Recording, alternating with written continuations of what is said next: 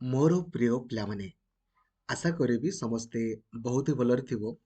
ये वैकेंसी आपणकर आसीची IDBI bank तरफ सर्वमोट आपणकर 500 गोटी जूनियर असिस्टेंट मैनेजर रो वैकेंसी आपणक पई आसीची। तो जदि आपण केवल +3 पास करिसंती ना, केवल +3 पास आउ आईडीबीआई बैंक रे चाकरी करिया पई चाहुचंती, ଏହି ଭିଡ଼ିଓକୁ କମ୍ପ୍ଲିଟଲି ଦେଖିବେ କାହିଁକି ନା ବହୁତ ହି ଗୁରୁତ୍ୱପୂର୍ଣ୍ଣ ଜିନିଷ ରହିଛି। କମ୍ପ୍ଲିଟଲି ଦେଖିବେ ଯୋଉଦ୍ୱାରା କି କମ୍ପ୍ଲିଟ ଇନଫର୍ମେସନ୍ ଆପଣଙ୍କର ପାଇପାରିବେ। ସାଙ୍ଗମାନଙ୍କୁ ଲାଇକ୍ ଆଉ ସେୟାର କରିକି ଜଣେଇବେ ଯୋଉଦ୍ୱାରା କି ସବୁ ସାଙ୍ଗମାନେ ବି ଆପଣଙ୍କର ଜାଣିପାରିବେ। ଆଉ ଚ୍ୟାନେଲକୁ ଆପଣ ନୂଆ ଅଛନ୍ତି ଦେନ୍ ଏବେ ହିଁ ସବସ୍କ୍ରାଇବ୍ କରିକି ଅଲ୍ ନୋଟିଫିକେସନକୁ ବି ଆପଣ ଅନ୍ କରିଦେବେ। ଫାଷ୍ଟ ଅଫ୍ ଅଲ୍ କହିବା ପାଇଁ ଚାହିଁବି, ଦେଖନ୍ତୁ ଏହାର ଅଫିସିଆଲ ୱେବସାଇଟ୍ ଆପଣଙ୍କର କ'ଣ ରହିଛି। ଆପଣ ସିମ୍ପଲି ଗୁଗଲରେ ସର୍ଚ୍ଚ କରିବେ आईडीबीआई वैकेंसी जमती सर्च करेंगे। देखो प्रथम वेबसाइट टी आपणकर आसला, या ऊपर आपण क्लिक करेंगे। जमीती आपण या ऊपर क्लिक करेंगे, देखो या क्लोज करेंगे। एटा हूँ आपणकर फास्ट रे शो करुँची। तो यार ऑनलाइन अप्लाई आपण माने आगामी फेब्रुआरी 12 तारीख पाखु करेंगे। आगो मो नोटिफिकेशन संपर्क में कहवाई चाहिए। देखो फास्ट अफ ऑल देखो एथिरे आपन को से माने गुटे वर्षर ट्रेनिंग देवे। ठीक अच्छे, माने गुटे वर्ष आपन को ट्रेनिंग नेबा पई पड़िबो। से ट्रेनिंग बेंगालुरु रे आपन को मिलिबो किंबा ग्रेटर नोएडा रे आपन को मिलिबो।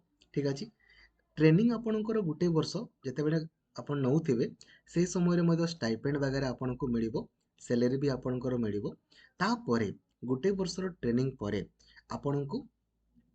आपनको चाकरी मिल जाए as a junior assistant manager आकार आपणकर पोस्टिंग मिलिबो। ठीक अच्छे है। तो यार ऑनलाइन अप्लाई देखंतु कहिबी ता संपर्क रे। तो एज लिमिट आपणकर मिनिमम 20 वर्ष होइथिबो। 31 जनवरी 2024 सुधिया आपणकर मिनिमम 20 वर्ष होइथिबो, मैक्सिमम 25 वर्ष। किंतु आपण जानिछंती एसटी एससी मानकर 5 वर्ष बढ़ी जाए। तो 20 रु 30 वर्ष भितर थिले एसटी एससी माने करि परिबे। आउ ओबीसी मानकर 3 वर्ष बढ़े। तो 20 रु 28 वर्ष भितर थिले आपणकर ओबीसी माने करि परिबे। ठीक अच्छे है। तो ऑनलाइन अप्लाई फेब्रुआरी 12 रु आरंभ होउची। लास्ट डेट आपणकर फेब्रुआरी 26 रे आपणकर सरीबो।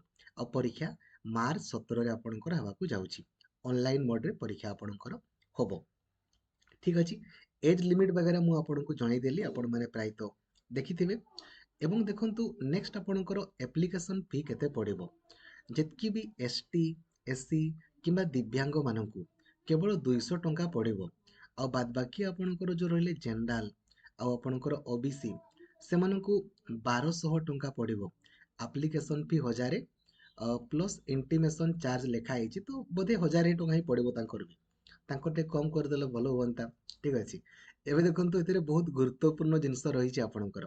एप्लाई केमिति करिवे आपण जानिछंती। एप्लाई वगैरह तो आपण माने करि देई पारिबे, किसी असुविधा नहीं। क्वालिफिकेशन केवल जदि आपण ग्रेजुएशन कंप्लीट करिछंती आपण माने अप्लाई करि पारिबे। ठीक अछि हैला।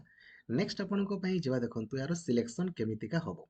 तो आगो आपण माने ऑनलाइन टेस्ट आपणकर देबे, जहा कि मार्च 17 तारिख रे हेई पारे आपणकर। तापरे आपणकर इंटरव्यू होबो। जो गोटे परीक्षा आपणकर होबो सेतिरे रीजनिंग पड़िबो 60 टा क्वेश्चन 60 मार्क, इंग्लिश पड़िबो 40 टा क्वेश्चन 40 मार्क, मैथमेटिक्स पड़िबो 40 टा क्वेश्चन 40 मार्क, जनरल इकोनॉमी और बैंकिंग पड़िबो 60 टा क्वेश्चन 60 मार्क, 2 घंटार परीक्षा। तो 200 मार्क आपणकर 2 घंटार परीक्षा आपणकर होबो। गुटे ठीक कले 1 मार्क मिलिबो, गुटे भूल कले 0.25 मार्क आपणकर कटिबो। ठीक अछि, बुझी गले। तापरे आपणकर इंटरव्यू होबो। इंटरव्यू आपणकर 100 मार्क रो होबो। आउ इंटरव्यू रे भी आपनको भलो स्कोर रखिया पई पड़िबो। ठीक अछि, जानि गले। एबे परीक्षा आपणकर को जगह रे होबो देखंतु। परीक्षा आपणकर सब जगह रे, हमर ओडिसा रे तो खास करिकि भुवनेश्वर रे आपणकर हेइथाय, देन कटक मानकर आपणकर हेइथाय। देखंतु मु आपनको एठी ओडिसा रे आपणकर देखै देबा पई चाहिबी। देखंतु ओडिसा रे हमर बालेश्वर, बरहमपुर, भुवनेश्वर, कटक, ढेंकानाल, राउरकेला और संबलपुर ये सब जगह आपणकर परीक्षा ऑनलाइन मोड रे आपण माने देई पारंती। ठीक अछि, जानले। एबे देखंतु सिलेक्शन केमिति हबो बा एटा कोन सेटा को आपणकर जानिबार निहाती अछि। देखंतु नंबर 1 एथिरे जदि आपण ऑनलाइन परीक्षा रे क्वालिफाई करूछंती पर्सनल इंटरव्यू रे क्वालिफाई करूछंती देन आपनकु स्टार्टिंग रे कहली गोटे वर्ष ट्रेनिंग दिया जिवो आउ से ट्रेनिंग रे आपनकर खर्च होबो 3 लाख टंका प्लस जीएसटी এই जो टंकाटा खर्च होबो एटा आपण माने निजे निजे देई पारिबे इन्स्टॉलमेंट आकारे मध्य किंबा आपण चाहिले बैंक बैंक रु आपण लोन भी नहीं पारिबे माने आईडीबीआई बैंक तरफ रु आपण को से माने लोन भी प्रोवाइड करिवे ठीक अछि एबे आपण 3 वर्ष आपणकर पढिबे आ ई 3 वर्ष रे ना सॉरी गोटे वर्ष आपण पढिबे आ ई जो 3 लाख टंका आपणकर जो खर्च होबो स्थिरे खाइबा पीबा रहिबा सब जिंस आपणकर इनक्लूड हेकी रहिछि ठीक अछि सब जिंस आपण माने এই এতকি টঙ্কার কোর্স কলে মানে কোণ পঢ়িলে